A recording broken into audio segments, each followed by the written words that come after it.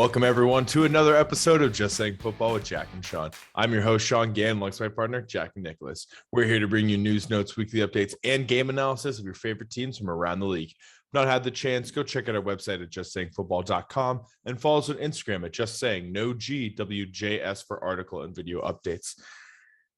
Jack, the Super Bowl is upon us. It is the last week for months of the NFL where we get to watch it. But the Cincinnati Bengals host the Los Angeles Rams in this year's Super Bowl 56, my friend. And everyone, yes, you heard me correctly. Funny enough, the Bengals are the home team, even though they're playing in SoFi Stadium, which is the home field for the Los Angeles Rams. Now, Jack, youngest head coaching matchup in NFL history. Sean McVay, 36, Zach Taylor, 38. What are your thoughts going into this great Super Bowl matchup? We have two high-powered offenses and two pretty solid defenses. Yeah, man. I mean, look at these teams. They've gotten here to the biggest stage possible. And, you got to tip your hat off to them. These coaches, young coaches, usually we were used to seeing Bill Belichick, Andy Reid, guys that, have been in the game for a long time. Bruce Arians last year. And now this year, the new generation of, coaches is just coming in, man. And, I've said it 1,000 times, Zach Taylor, I had a lot of doubts about him, but what him and Joe Burrow have been able to put together this year, the playoff games we've been speaking about the last couple of weeks leading up to this, I think that this is great, that, LA is at home, but I don't think we can doubt the Bengals just yet. No, Joe Burrow wanted to get rid of the underdog mantra going along with them. And I think he has a point. They're not really playing like underdogs. And no, look, there's a great rookie on this team. All right. And he's a great offensive player. And his name is Evan McPherson. Yeah. You heard me right. The kicker. You know why? 16 for 16 in the playoffs, Jack. Set the franchise record for most 50-yard field goals made in a season in his rookie season. They have a great kicker. They have a great quarterback. They have a great wide receiver core. They have a solid running back. And the defense has been stepping up. And one person we got to highlight and give a lot of love to was an amazing free agent signing last year in Trey Hendrickson. Came off a 13.5 sack season with the Saints, gets signed to a lucrative contract with the Bengals, comes out and gets 14 sacks in his first season. And you can see he's been a huge playmaker for this team all season long and into the playoffs, just grinding on every single play, doing whatever it takes to get his team to this exact moment. Yeah, I mean, and, the Bengals, they were never really the team that went out and got a bunch of free agents. But this year, what we saw, man, just, what would they put together on this offense? Joe Mixon at running back, he had, top 5 year when it came to rushing yards. I'm expecting a lot of offense to flow through him this week, as well as, obviously the three receivers we've been talking about all year. The Bengals, they have three receivers that have over 800 yards: Tyler Boyd, T. Higgins, Jamar Chase. I mean, with the 1,200 yards from Mixon on the ground, we're looking at an offense, obviously, that's taking on, the star-studded LA defense, but the momentum they're carrying right now is crazy. And the offense for LA, you got to look at them too against, as you mentioned, this Trey Hendrickson-led Bengals team. The pass rush has been great, but can they stop Matthew Stafford, Cooper Kupp, OBJ? I don't know, man. That's tough because Eli Apple's going to be going up against Cooper Kupp. And Eli Apple has been talking a lot of smack on Twitter to a lot of players. I don't know if it's going to feed the fuel for the offensive weapons of this Rams team. Sean McVay also did say all three of the running backs, Joe Henderson, Cam Akers, and Sony Michel, will all be a part of the offense going into this. So they're going to be doing a little bit of running back by committee. I'm hoping to see a little bit more receiving out of Cam Akers in their offensive game plan. But this is a team that's primed and ready. And I think the secondary for the Bengals, Jesse Bates, those guys, they got to be ready for Cooper Kupp. Like I mentioned in our last video with the award show, I think he's going to be Offensive Player of the Year. He has the Triple Crown. He has over 300 yards already through the playoffs currently right now. Ton of touchdowns. You got to double him, I think, right? But to your point, if you double him, OBJ has been having a really good playoffs, all right? And it's unsung. It's not exactly like popping off the stat sheet. He's not getting like 100 yards and 11 receptions, 3 times. He's not doing that, but he's not dropping the ball. He's getting open. He's coming up for crucial first downs for big chunk plays, man. This offense is ready. I think the only thing you got to worry about is that running back group. And the only reason why I mention that is they have struggled in the running game towards the end of the season. Last 5 games, only one game over 100 yards, and that was against the Cardinals in the first round of the playoffs in the wild card.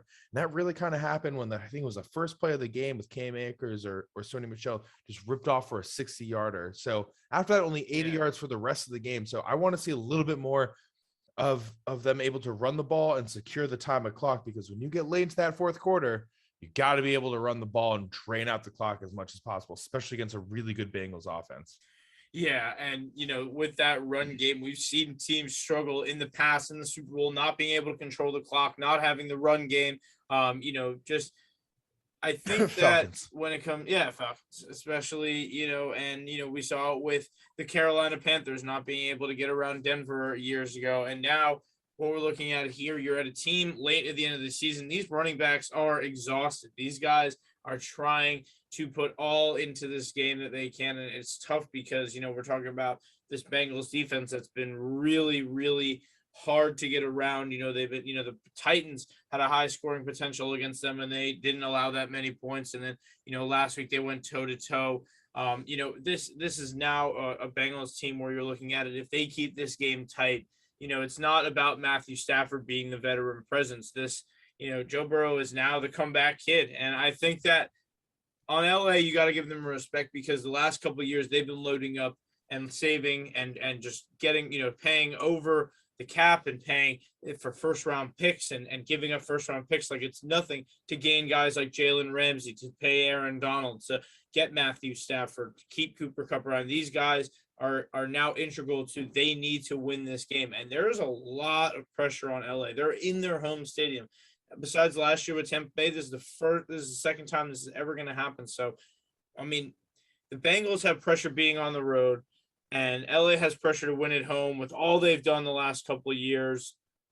What does this mean for LA? How much pressure are they feeling right now? Like, what impact could this have on them? Tons. I mean, I think that there's a lot of pressure, like you mentioned. Like they went out to get Von Miller, they went out and they got OBJ. They went out and got Matthew Stafford. They're giving away picks like it's nothing. Not about like literally first rounders just getting tossed away. I don't think they have a first round pick until like 2025, 2024. Yeah. It's a long time coming for them.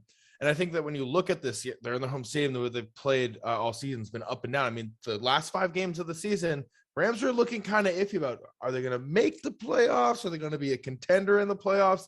Now here they are in the Super Bowl. Matthew Stafford's never been here. Some of the guys on the team have been, like Aaron Donald.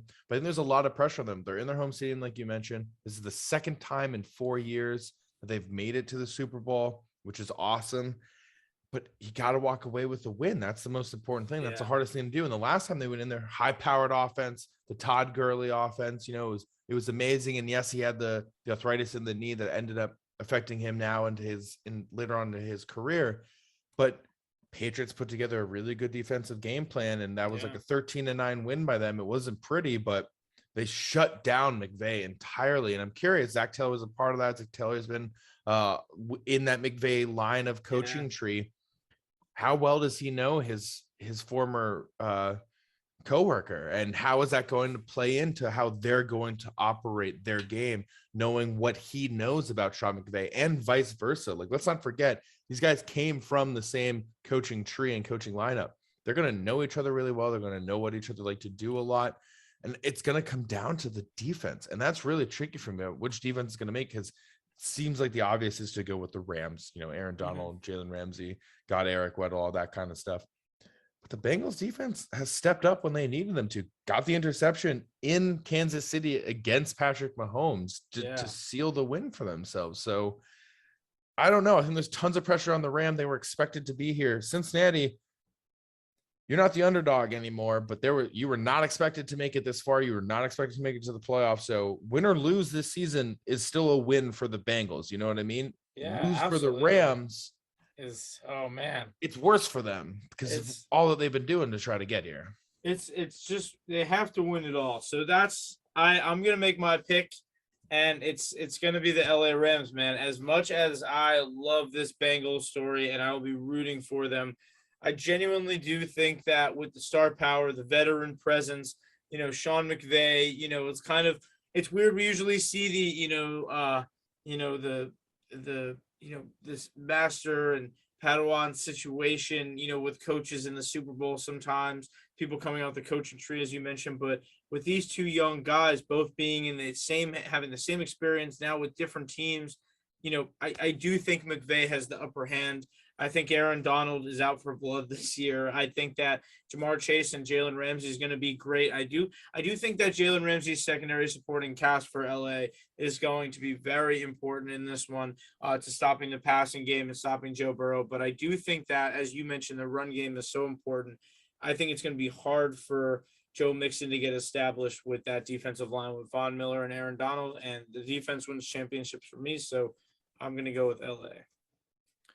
All right. This is tough for me. I think this is the first Super Bowl in a while I really feel like either team wins, I'm going to be pretty happy. The Rams storyline, the Sean McVay, the Matthew Stafford, et cetera, especially Matthew Stafford, 12 years in Detroit, goes to the playoffs 3 times, goes over 3, 1 year in LA, et cetera, et cetera. And of course the Bengals, Zach Taylor on the hot seat from us. Didn't have the best start to his season. Joe Burrow gets injured his rookie season, but now they're back and they got a lot of swag, Jamar Chase and all this stuff. But my heart wants the Bengals, Yeah. I'm a Midwestern team fan, obviously, with the Vikings. My heart really wants the Bengals, but mine is telling me the Rams. And I am going to go with LA. And if the Bengals win, I'll be happy to be their jinx and their good luck charm, because you know what? Every time I picked against them, they've won. So if you win, you're welcome, Cincinnati. Yeah. But that being said, I just think that Sean McVay beat Kyle Shanahan in the NFC Championship. He went 0-6. And you and I talked about how important it was to flip the script. Yes. And he got that done. That entire team came together. And that last drive by San Francisco was so sloppy because that defense was all over them because they wanted it that much more, that I think that this team really, really wants it. Aaron Donald, according to reports from coaches, is more focused than he's ever been coming into a game. They haven't seen him like this, how he's been prepping for this week. And that terrifies me because this offensive line gave up 12 sacks throughout the playoffs with the Bengals and 9 against the Titans. I'm just going with LA. I think they're going to flip the script for Sean McVay. They're going to get this win that they so desperately need. They have all these storylines going against them with the trading away stuff, and it looks like it could be bad. But yeah, I got to go with LA, man. I think that the Aaron Donald for me is going to be just the key for this. I just think that he is coming into this one, and I think he's going to get over 2 sacks. Like, I really do think he is coming for blood. I think he is going to just wreck the offensive line. Yeah. And I mean, that is the weakness point there, is that, we talk about LA, their run game may be weaker, but they have a better offensive line, better pass protection. And we talk about the Bengals offensive line being their Achilles heel. Aaron Donald is not the guy you want chasing after that Achilles heel, man. No, not at all. But before we hop off, a very, very, very serious question for you. Yeah. Is this about to be the best Super Bowl halftime show ever? There's Dr. Dre, Snoop Dogg, Eminem, Mary J. Blige, Kendrick Lamar. They're all performing at the Super Bowl halftime show. Like, is this about to be the best one? Because personally, I mean, I think Prince, 2007, Bears losing the Super Bowl. Prince is there, obviously, a Minnesota guy. I thought that was the best Super Bowl halftime show we've ever seen. Is this about to beat that? I don't know, man. We've seen some good halftime shows over the last couple of years. I always thought the Who had the best halftime show a couple of years ago, but I always think that the one thing is, being in LA, you got Dr. Dre, Snoop, you got, Kendrick out there, you got Dr. Dre with Eminem, you got Mary J. Blige. That is going to be, they got something cooking up, definitely. Dr. Dre's not going to go out there without him putting on a show. Oh, yeah. And, man, I mean, Kendrick, Eminem, Snoop Dogg, these guys don't make too many public appearances like that anymore. So It's probably, excellent. And, man, you throw some Mary J. Blige in there, I will be paying it. I would spend the $7,000 for the Super Bowl ticket if I actually made enough money. But that is all the time that we have. Thank you for listening. Thank you for tuning in. Enjoy a great Super Bowl. It's going to be fantastic. I'm really looking forward to it. Jack and I will be together. You'll be seeing a bunch of content on our Just Saying Instagram page. So please take a look. Yeah, check us out. JustSayingFootball.com. Always remember and enjoy the Super Bowl. Going to be an insane Super Bowl. Whoever wins, me and Sean just hope they both have fun. But yeah, always check us out on Just Saying Football on YouTube. We got off-season content coming as well. And, man, check us out, Just Saying, no GWJS on Instagram. For all your article video updates, thank you guys for watching. Enjoy the game. Enjoy.